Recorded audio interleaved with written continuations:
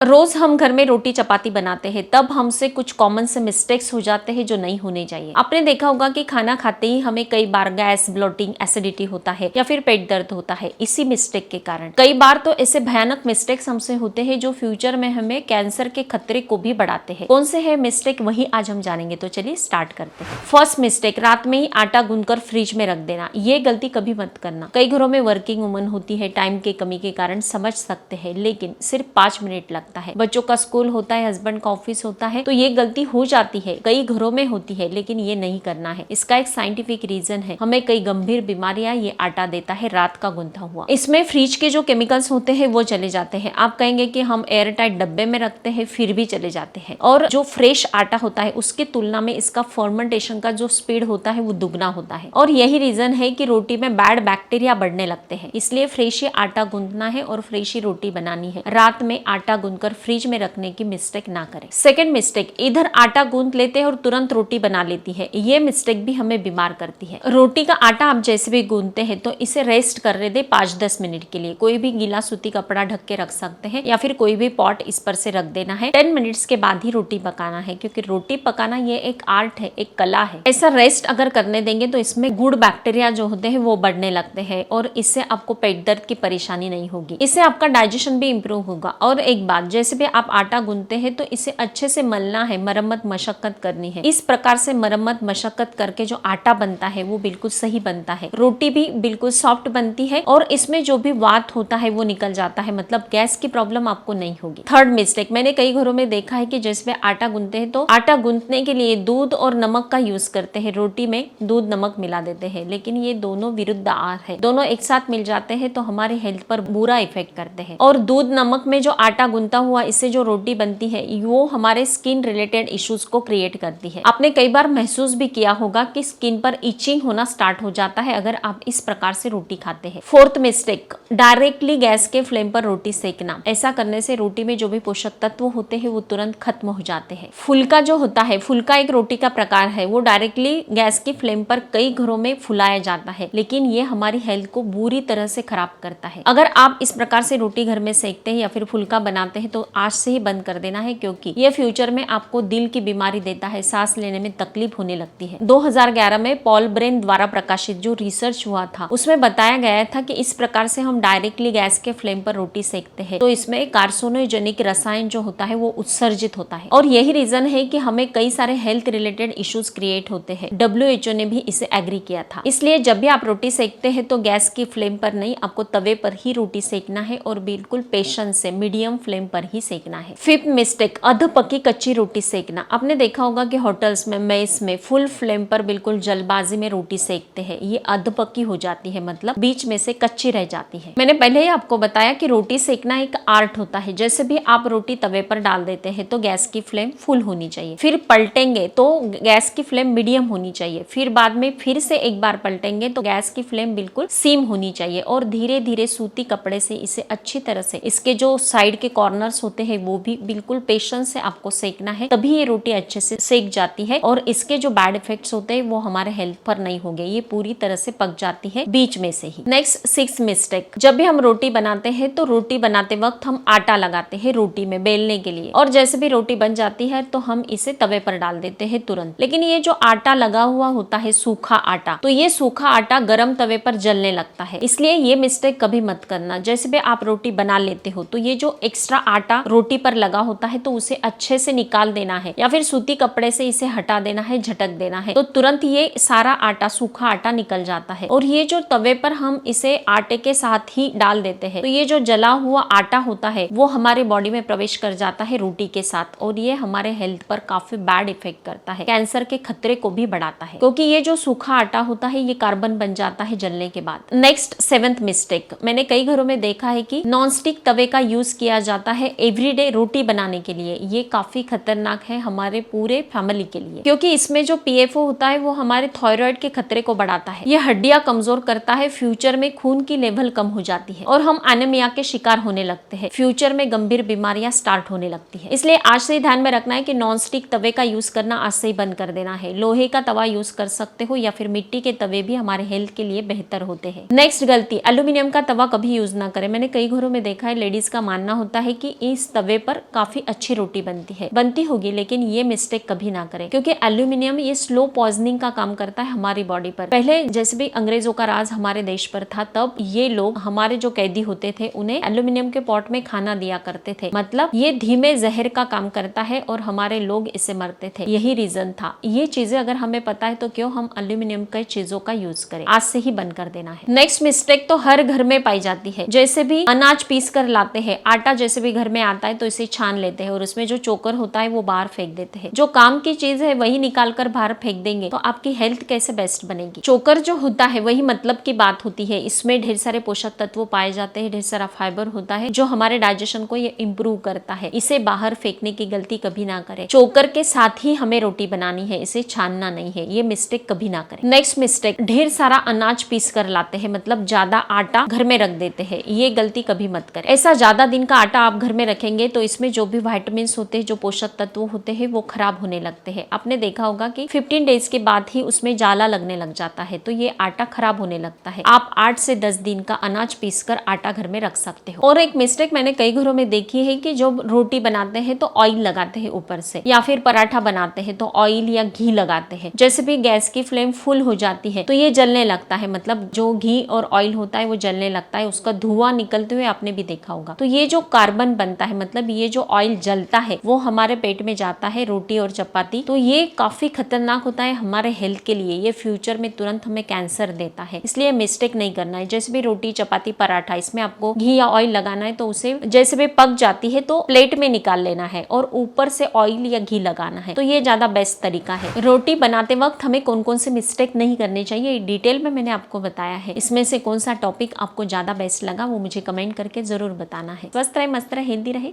Thank you so much.